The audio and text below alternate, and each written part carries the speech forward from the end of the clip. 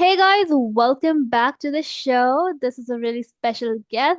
This is a really special episode because once again we have a special guest with us today. She is the author of The 10 Permissions. This is Jillian Reilly. Hi Jillian, how are you today?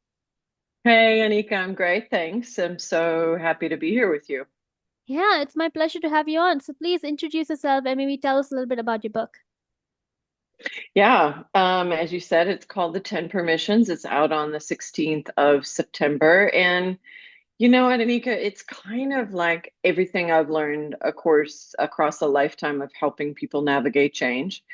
And one of the big things I learned was that in order to grow or change, you've got to give yourself permission. You've got to authorize yourself to make new choices, to make the changes you want to make. And the basic idea in the book is that the world has changed so much. The world is so fluid that we need to like routinely give ourselves permission to make the choices we want to make choices that maybe look different than the ones that we expected, different than the ones our parents made. And it kind of walks you through 10 different ways of thinking about how you might do that in today's world. Yeah. Also, like again, we kind of talked about this before the episode started, but like I think just the overall concept of like having a book that you can kind of refer to whenever you want that has like, the 10 permissions.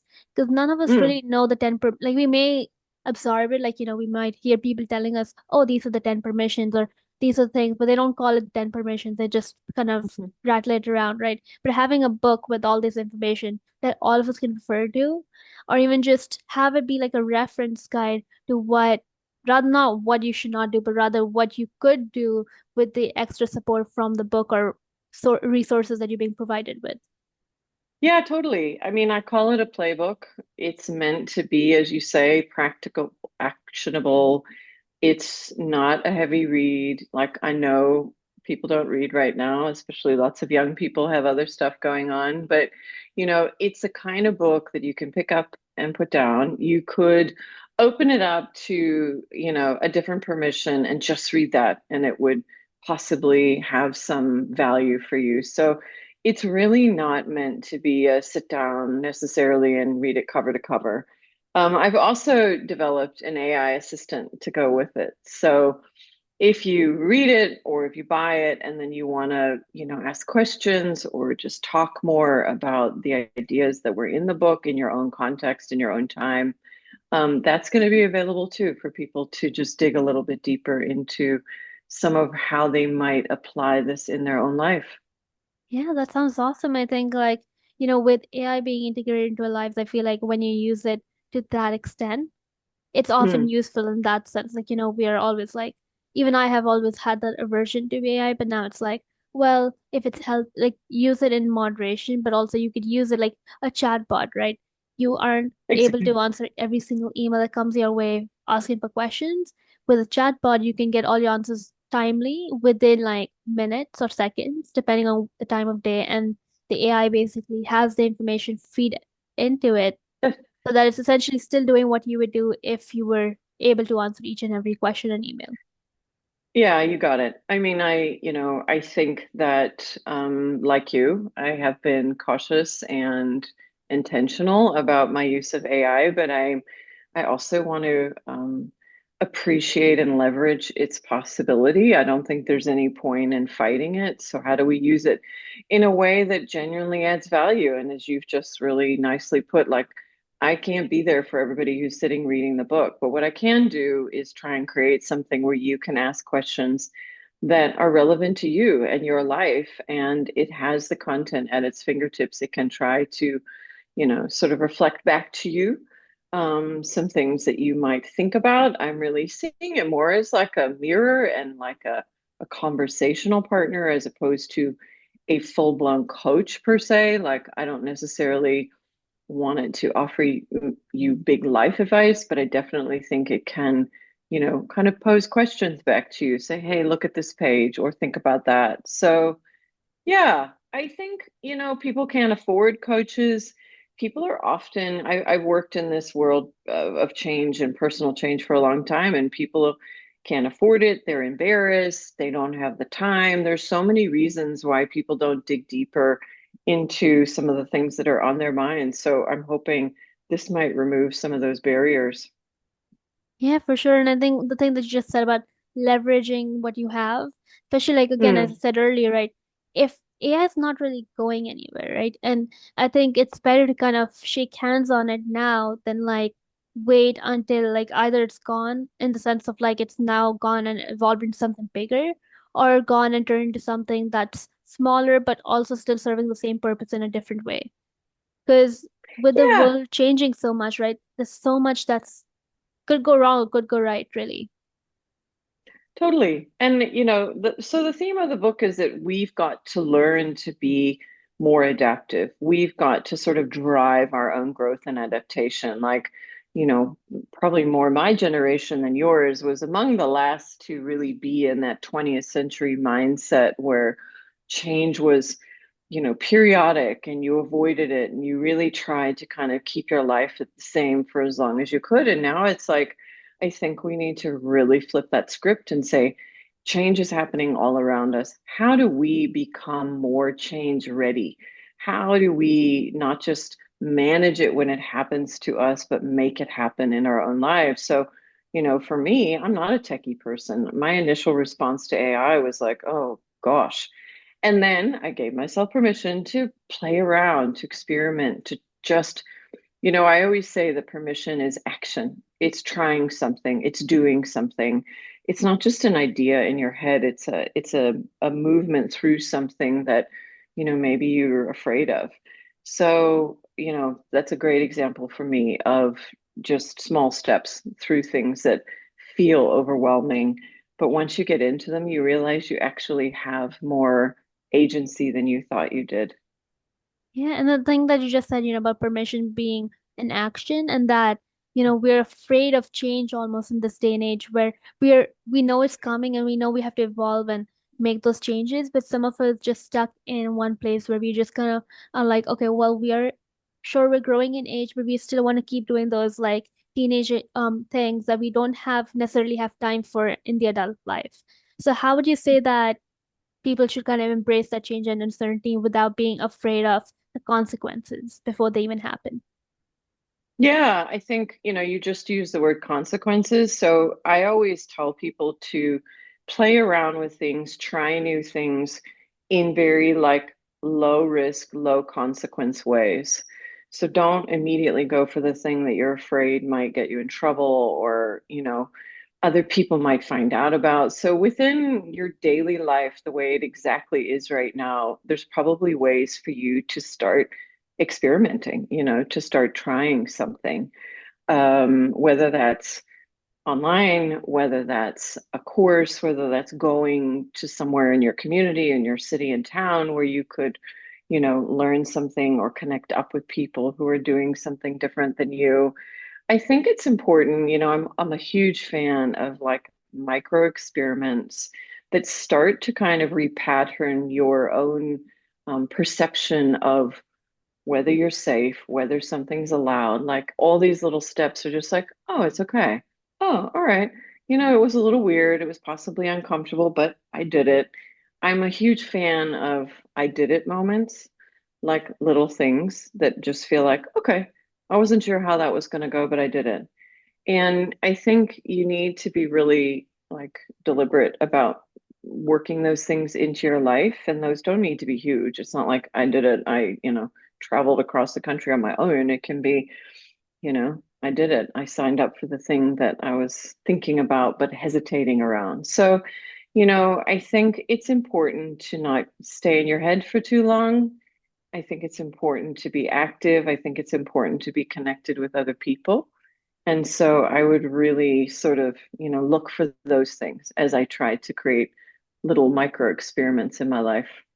Yeah, and like, again, everything that you kind of said was like obviously like really important, and especially the part where you said that each new change doesn't have to be a big change, doesn't have to be like a Mm. big step. It can be as simple as maybe you're not into like veggies and you try a new veggie, or you're not into Totally. like math, but you try a little bit of math or something. Like those small changes that there are no consequences apart from like you not liking it or not being able to do it at the moment. Like for me, I like to kind of sometimes reframe my thinking in the sense of like, if I can't do something, I'm like, I can't do this yet. And I think that's taken a long time to evolve and turn to this thing. But I think when you put in the word yet or say that I can't do something yet, it basically allows you to reframe and give yourself again permission, as said, to evolve and kind of do the things. Because what I've always said in these episodes are that you don't know what's going to happen until you do the thing. If you are afraid to Totally. take that big first step, you won't know what's going to happen next. For all you know, this next step could lead you to, I don't know, picking up an interest in cooking or picking up an interest in something new that could be in your new career. And it doesn't even have to be that conclusive. It could just be something that now you enjoy and you're just doing it for fun, you know? Yeah, beautiful. Absolutely. I mean, I think to always be mindful of the fact that you are a complete composition of your own experiences. So the more that you experience different things, the more that you allow yourself to experience different things, as you say, that can be as small as what you eat, what you listen to, what content you're looking at. These are things that are, and here's the other thing I want you to be super aware of what you say yes to and what you say no to. Because I always say that yes is, those are the doors that you open yourself up into. So when you say yes to something that's unfamiliar or you haven't tried it before, you don't know what it's going to be like, that is just adding a new experience into your bank of experiences in your body. When you say no to something, that's like shutting that door and saying, no, I don't want that in me. So, be really aware of that. They're both absolutely necessary at different times. And I think on a like a micro daily basis, just tune in and like be super aware of your yes and your no. Yeah, and that thing that you just said, about making sure that you're not saying yes, like in a way, not saying yes to everything, but also not saying no to everything. I guess the Right. main question then would be, how do you decide, like, regardless of what age of life you're in, how do you decide what things to say yes to and what things to say no to if you lack the experience that maybe older people might have, or just like, more experienced people might have in life? Yeah, I think you listen in. I mean, we are born with instinct and intuition. We are born with a knowing. And I think especially young people are often sort of we make you believe that somehow you don't know, that you need to ask other people for their opinions and for their insights. And sometimes that's true, but sometimes you actually do know, and you're allowed to listen in first. Like, what's your body telling you? What's your gut telling you? What's your heart telling you? I mean, these are the most important compasses you have in the world. And as the world gets more overwhelming, and especially for, your generation, you've got millions of people in your ear, each with a different opinion, each with a different take on something. So you've got to have faith and trust in that inner voice that says, this is who I'm going to listen to. This is who I'm going to trust. This is the direction that I believe is right for me. So, I think often, especially, when we're younger, we kind of immediately look around like, what should I do? Or what do you think? Or what are you having? Like, I often use the like, what do you want to eat example. And the number of people who go, I don't know, what do you want? Like, it's like their default response. They never even pause for a moment and go, huh, what do I want? Like, that's another example of a really low key way to just start listening in to what your body is telling you. And, you're not taught that at school. We don't teach kids to listen to that form of intelligence, which is a deep, deep, deep intelligence. And it's there. But you've got to kind of quiet the noise outside sometimes to just listen into that and then start trusting it. Um, or at least following it. And like if your body or you think like, oh, I think I want to go out with my friends, and then you get out and you're really miserable or whatever, well, then that's fine. Every decision is reversible. And then you go, okay, I'm going to go home, and you sit there and say, huh, what happened there? Just super attentive awareness of yourself, and like develop that early, because that is just a superpower. Yeah, and giving again, it all ties again back to the whole giving your permission to like do and evolve and create and do all these things. I feel like, for example, the big example of like something as small as food, like what do you want to eat? For me, Hmm. and we kind of just change it and be like, oh, just this is just indecision. Like we are unable to make decisions for ourselves, which in some Hmm. ways, yes, that is a cause. But at the same time, I think indecision comes from not being able to give yourself permission to make a decision. It's not that we are indecisive, it's that we don't want to make that decision because we think we're upsetting someone by making that decision. Like, let's say I want to have a Absolutely. salad, but this person wants, say, chicken or whatever. Right? You don't Hmm. want disagreement. Disagreement scares us in this day and age, or even just in general. I feel like a lot of us don't want disagreements in life. We just want to go with the flow. And even if it means going against our own beliefs or going against who we stand for, it kind of just changes, becomes into this whole big thing, and then becomes a whole tiring lot of like, oh, I like this, but I really don't. And I'm just saying this because I don't want conflict. That kind of thing essentially is like you're not giving yourself permission to be the real you, which is exhausting, yes, but also it's just why, we need to give that permission to ourselves because it is what we at least deserve. Yeah, and please, please, please learn that early because, I've spent my whole life working with adults who did exactly what you've just described from a very young age. And my language is like they outsourced what they wanted to everybody around them, to their parents, to their friends, to their community. And that builds up. And it builds up in the form of resentment to the people around you, like, oh, why do I always do this? Meanwhile, the other person doesn't even know that, what you actually do want because you've just never said it. It builds up an exhaustion because you're kind of constantly betraying yourself. You're never actually acting on your own, will. And it builds up in a sense of just feeling really lost and sort of adrift because you've never, ever just found it within yourself to put out your own wants into the world and to realize when you do that, that like half the time it's okay. We're all perfectly capable of saying, okay, Anika, you want pizza, I want pasta. Why don't we, either split half and half or we'll get pizza today and next time we'll do pasta. Cool. So you learn also really important negotiation skills, empathy, dialogue skills when you learn that it's okay. Everybody won't agree with me. Everybody won't feel the same as me, but that's not what makes the world go round. We're all different. And when we allow ourselves to kind of lead from that place where it's not about, you know, kind of being against you, it's just about me. And we're each allowed to put ourselves out into the world and then figure out together how we create mutually satisfying situations. For sure. And I think, the idea is that a lot of us do think, including me, we think something is a bigger deal than it actually is. Like, for example, like, Mm, let's just go back to the food example. Food. It is not as deep as we think it is, right?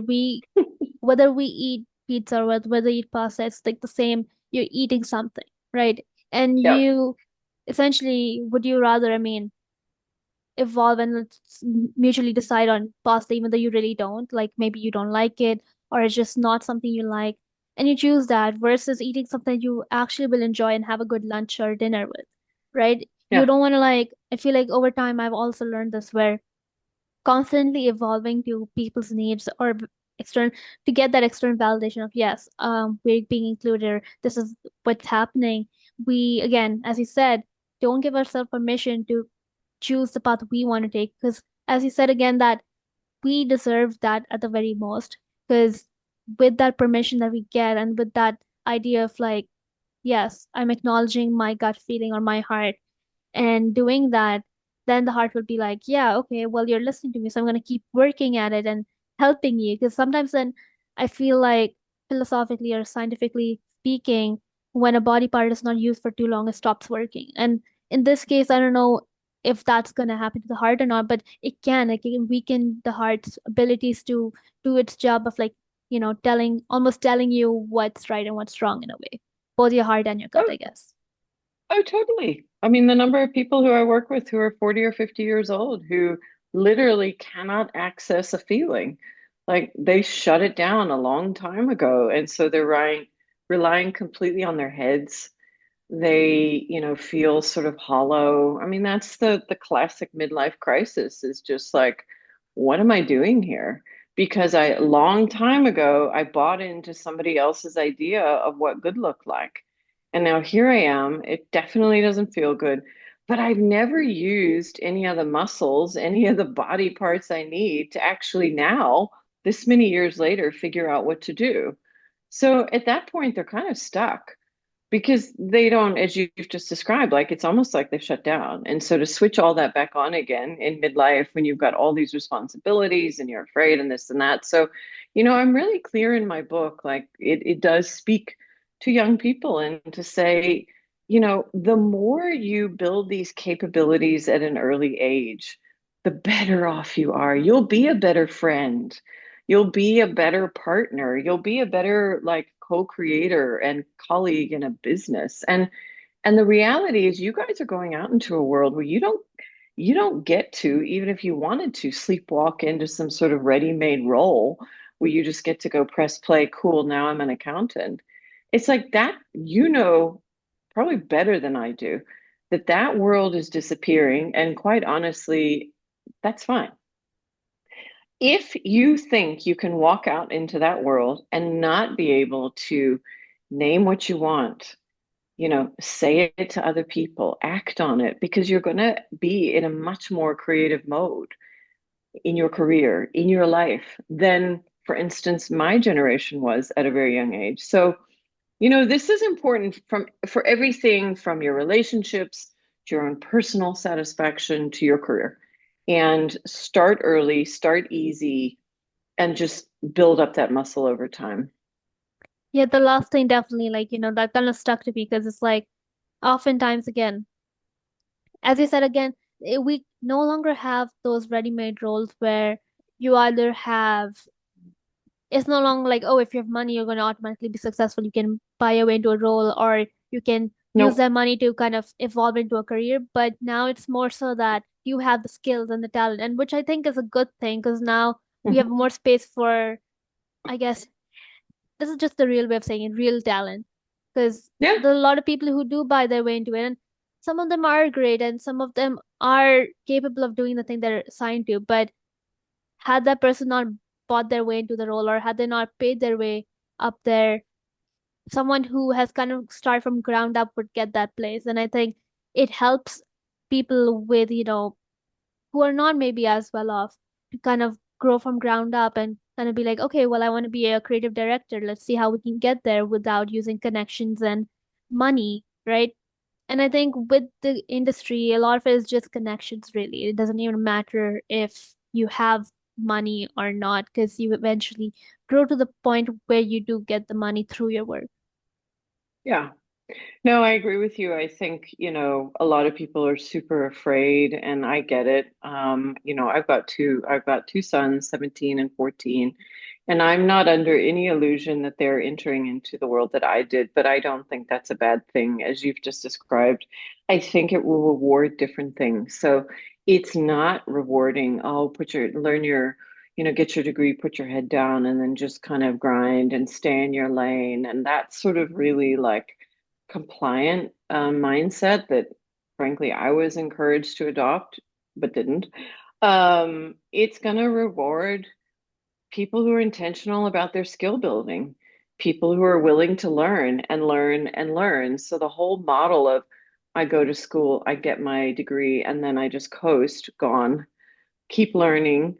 Or I know how to do this, I apply it over and over. Wrong. You know how to do that. Figure out all the time how you can apply that in different ways. It's a much more like agile, agentic way of being, which, Mhm. as you've described, I think will be something of an equalizer.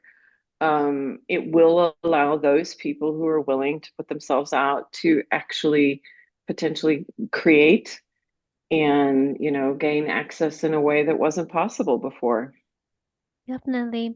So my last question, I guess, is more of like an advice question. Do you have any advice that you would like to leave the audience with, pertaining to like, the 10 permissions, or just really anything that you think would change the trajectory of, I mean, when I say that sounds very extreme, but like what I mean is anything that you think would kind of impact the way they live their life in a way.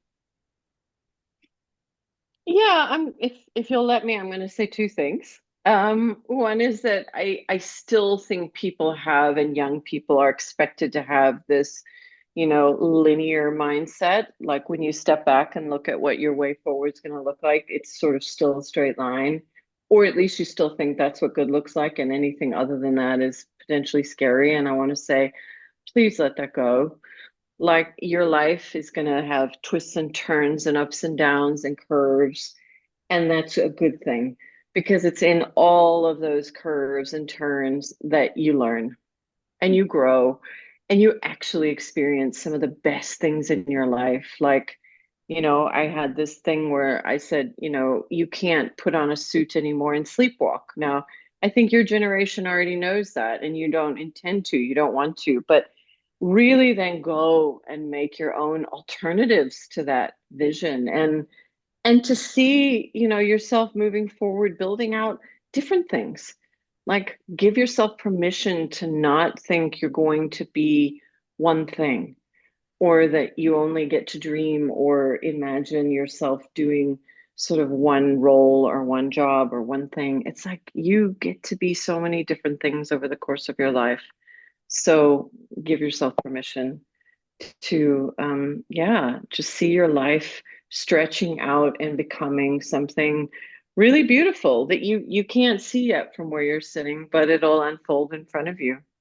Yeah, I absolutely love that. I think like, the whole concept is treating life as it comes with you, like, just going with the flow and not worrying about if it's going down or up, because the down parts of it do end up coming up at some point or the other. And I think sooner we realize that, sooner we can grow and embrace the change and the uncertainty in life, honestly.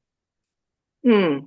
Yeah, absolutely. I mean, I think there's a lot of once those periods come where we think, oh my gosh, everybody else is killing it. And here I am, I'm struggling, or I don't know what I'm doing. And it's just like nobody knows what they're doing.